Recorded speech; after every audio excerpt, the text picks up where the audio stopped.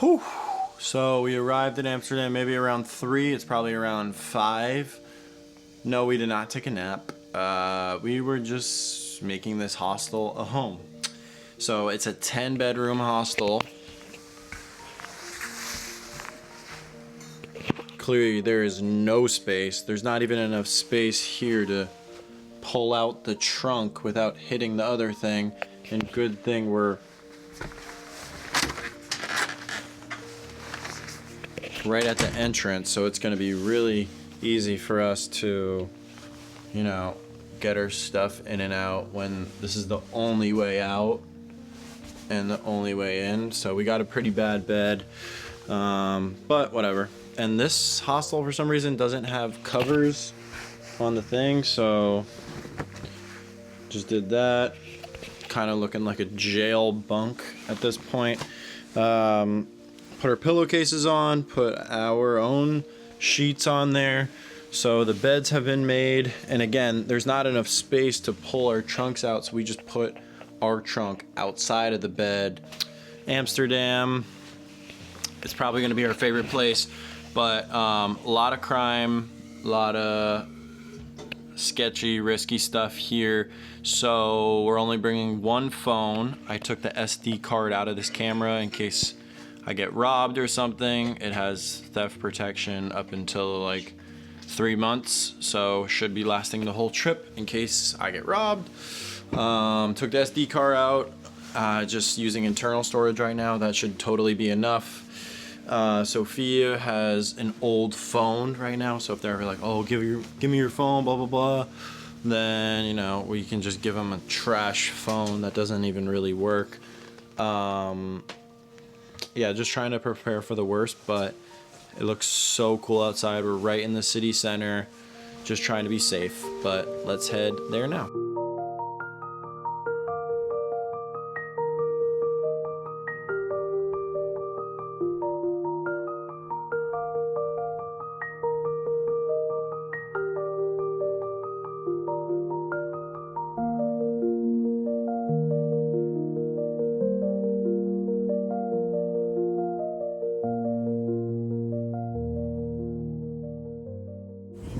Haven't really recorded much today, but had a great first day in Amsterdam. Yeah. This probably will make it to the video, won't make it to the video, I don't know. We're just eating cheese and crackers that we got earlier in Rotterdam. Had a great first day in Amsterdam. Kind of just did red light district around the heart of Amsterdam. I don't know, 20 laps. We've been probably doing it for like 6 hours. Yeah. It's getting a little old. Tomorrow we're gonna branch out to the main parts of the city. Yeah, and like a little. We got some recommendations, places to go from tourists, from locals that we talked to tonight. So excited for the days to come. Amsterdam, definitely our favorite though, by far. Yeah, for sure. Definitely our favorite.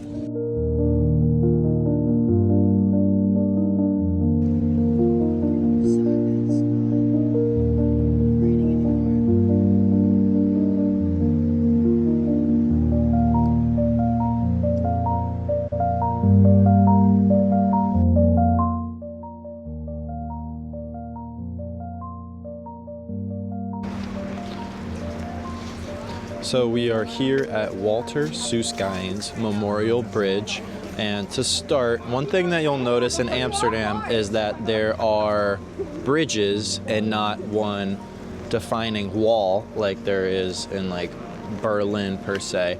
When the Holocaust was going on and the Nazis wanted to separate the town into their own section so they could be running their operations, they would create a wall. But here in Amsterdam, they didn't have to because they could just open up the bridges and then have guards stand on either side. So that is the reason that there are like no huge walls here in Amsterdam separating different parts of the city. But Walter Soesgein was a German-Dutch Jew who saved around 600 Jewish children from being deported during the World War II by secretly smuggling them from a Nazi detention center in Amsterdam.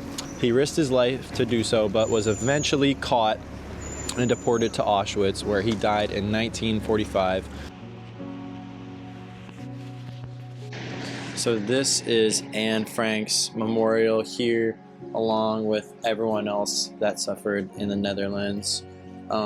You would think that it would be called Anne Frank, but her original name was Anneliese Frank. So when you saw Anna Frank, some people mistaken that to be her, but really cool to see this. She was only 15 at the time that she was sent to the concentration camp, and the difference between, I believe, the concentration camp and the extermination camp is the concentration camp, those people worked, so they had a sliver of hope that they would survive. But the extermination camps was just all the gas chambers and the various ways of, mass killing. So the people that were sent to the concentration camp at least had some hope. Not a lot of it was being fulfilled, but yeah, hard to, look at this and take it all in. They said this memorial was completed in 2021. We have some stories behind the memorial to talk about, but here the neighbors and the people living around this area did not want a memorial here. They didn't want anything big. They didn't want to attract tourists.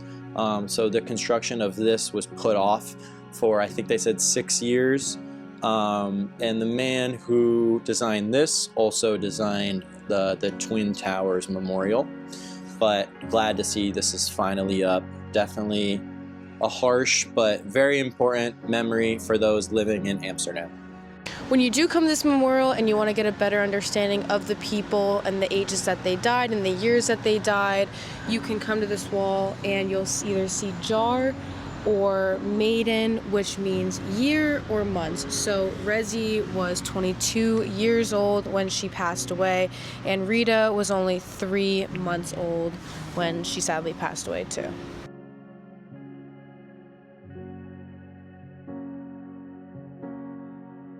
So at this memorial, they decided to not go with putting flowers amongst the various names and memorials here. They decided to go with stones.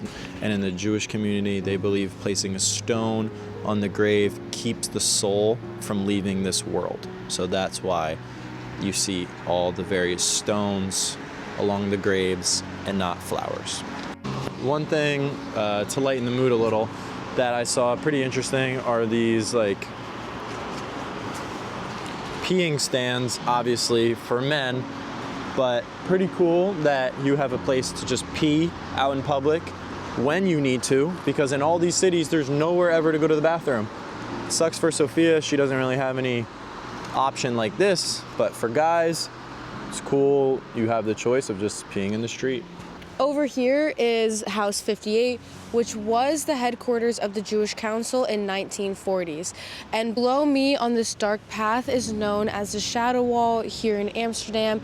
Each plaque showcases a name, age, and the deportation details of each of the people that lived in this area. There's also a house number, which the one I just talked about was 58. And these houses were taken by the Nazis to dominate in the city and also look after each of the neighborhoods to take full-on control. So some background story about more of these houses behind me relates me to the hunger winter of 1944 and 1945. So in Amsterdam, the Nazis blocked food and fuel shipments after a Dutch railway strike meant to support the Allies. This led to a massive starvation and freezing temperatures, with surviving on as little as 400 calories a day. And that's where the popularity of tulips in Amsterdam kind of comes from.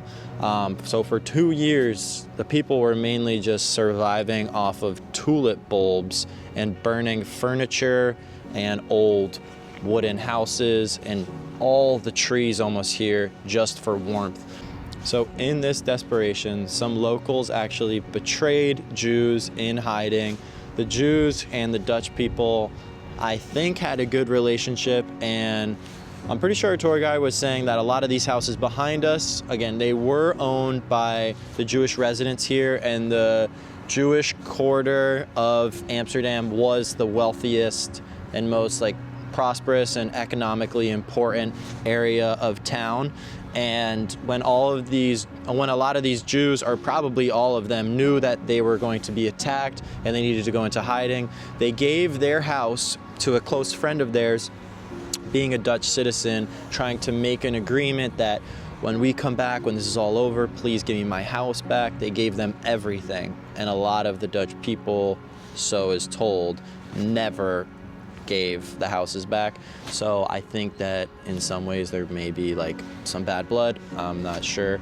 But that's definitely really sad. You know, they had to also, I'm pretty sure that when the Jewish people who survived came back to Amsterdam, the government was saying like, you owe us 5 years of taxes, and not like helping them find their old homes, and so much was burnt down and stuff of that nature that they couldn't have the proper paperwork to get back their old homes. So a lot of, you know, these families who worked their way up to the top were immediately placed down to the bottom. And obviously that's really sad to think about, and the government really supported them in no way. But back to betraying the Jews. So when there obviously were Nazis here, a lot of the Jews were hiding in the homes of the people here in Amsterdam, in the various quarters away from where they used to live in the Jewish quarters. So just in random homes like Anne Frank, for example. But the Nazis offered, if you were to give up, you know, a Jew in hiding, to be paid 7.5 guilders per person that you gave up.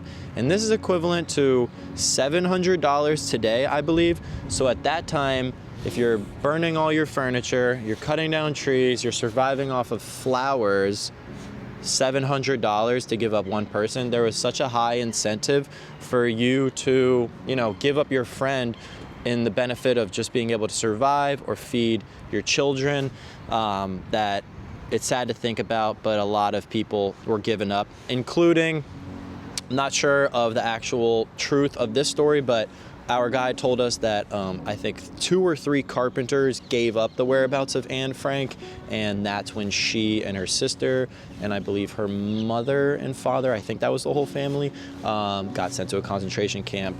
The mother and then Anne Frank and her sister were killed, and the father survived. And then he came back home to publish Anne Frank's diaries.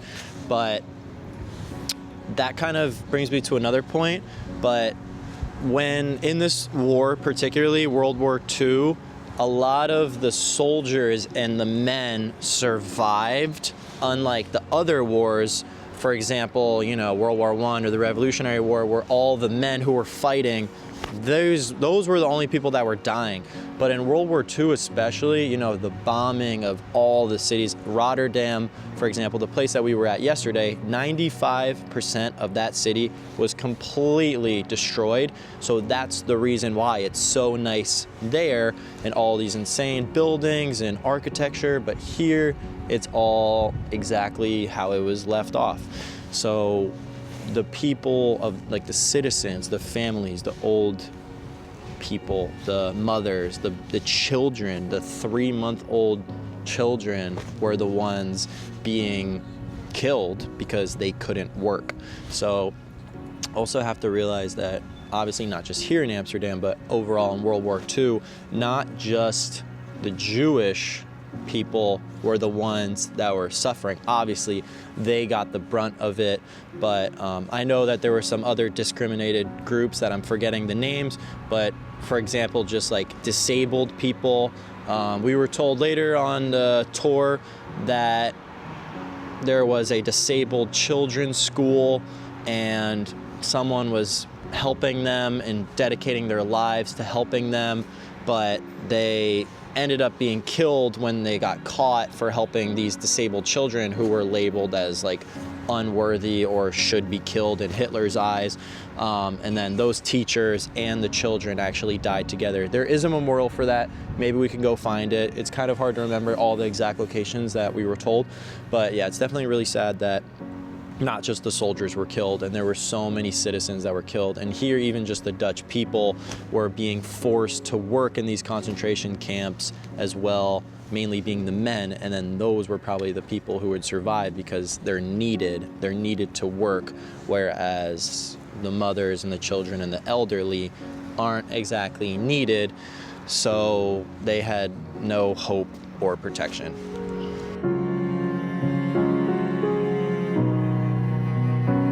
Behind me is the Deaf Jewish Victims Memorial that was made for those who died in the Nazi regime, which was between the 1940s and the 1945s. There is an inscription on the front and on the top that says "Die World deaf dort," which translates to "the world remained deaf," symbolizing how the world ignored all of these victims. And this shows a group of people being led away, highlighting the deaf individuals, how they were vulnerable and couldn't hear warnings or any escape plans. And a cool fact about the statue is that this is one of the first statues that incorporates sign language into a memorial.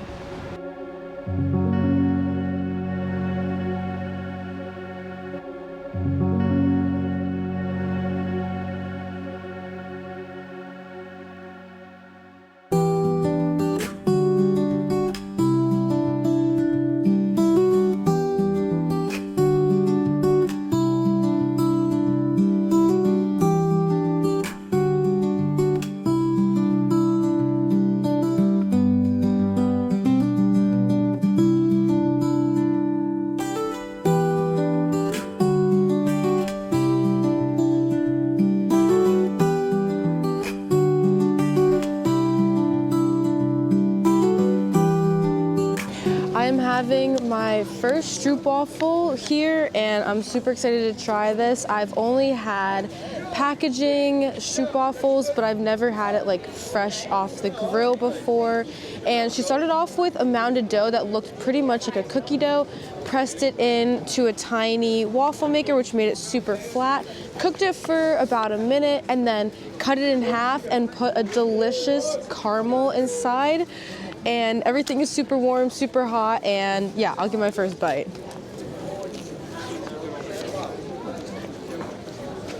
Yeah, this is really, really good. This is better than anything I've probably ever had this whole trip, actually. It's crunchy, really soft, super caramely, really vanilla. This thing tastes so insane. I don't know how to describe it. It's like crunchy, soft, really sweet, kind of a little salty. This is the most perfect thing I've ever eaten in my whole life. When you come here to Amsterdam, you gotta get yourself a stroopwafel. Yeah, it's almost like eating a flatbread pizza. Perfect, like, texture. It's not that wet inside. There's only a thin layer of that caramel. I would say it definitely has like a little bit of like a cinnamon-y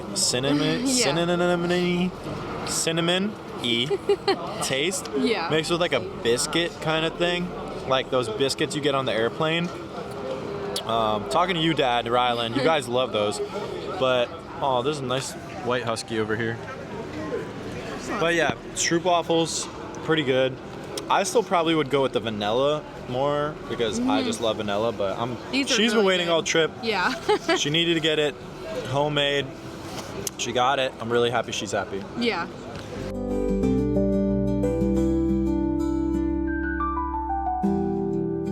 We just picked up another Stan's stroopwafels, and this was 5 for $2.50 compared to the other one that we got, which was a large for $4.50. So a little bit more expensive, but I guess the pro of that was that it was like cooked right in front of you and it was warm.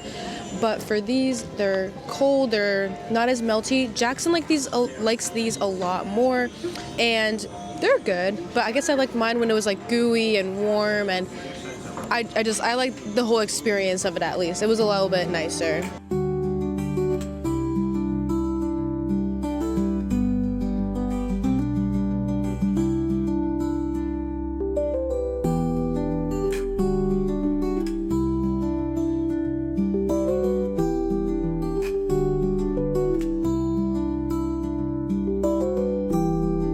Another thing I noticed about the Netherlands, it's these vertical steps, like it's basically like climbing a ladder.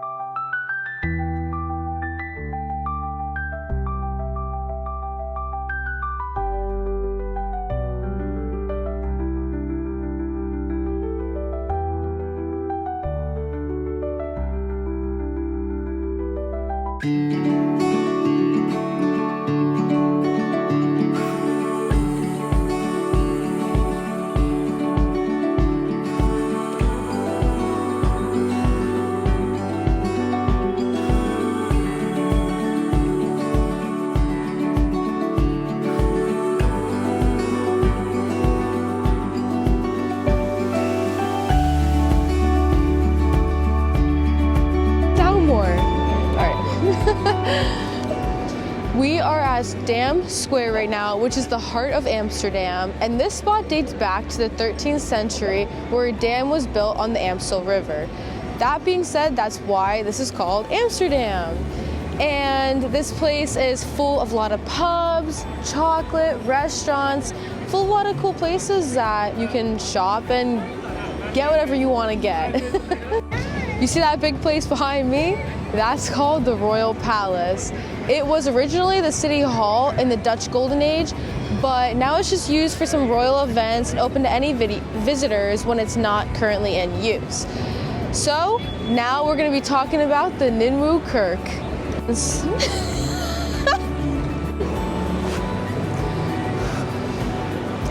This huge monument behind This huge monument behind me was built after World War II and was used to honor the victims and also celebrate the freedom for these people. The sculptures represent the suffering and resistance, while the lions that are seen at the base are there to represent the Netherlands. Every year on May 4th, the King and Queen come down here for the National Remembrance Ceremony.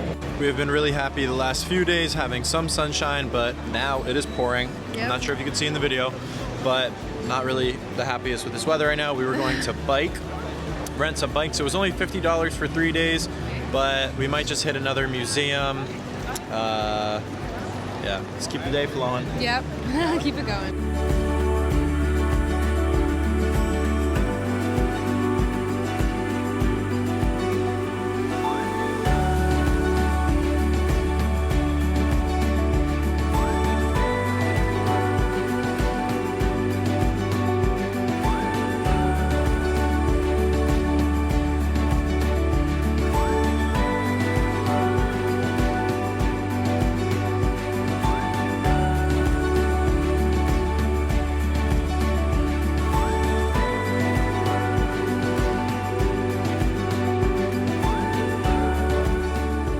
Amsterdam is the Venice of the North. We just went to the Anne Frank house. Definitely not worth it. It was completely under construction.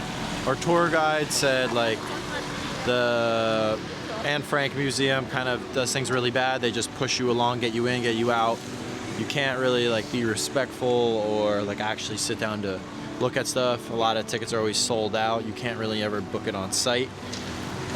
So not the best opinions on the Anne Frank Museum, but it was all under construction, so we couldn't even have went anyway. And it didn't even look like a house whatsoever. It was just like scaffolding. But headed to the next place. Yes. Which is what? Museum.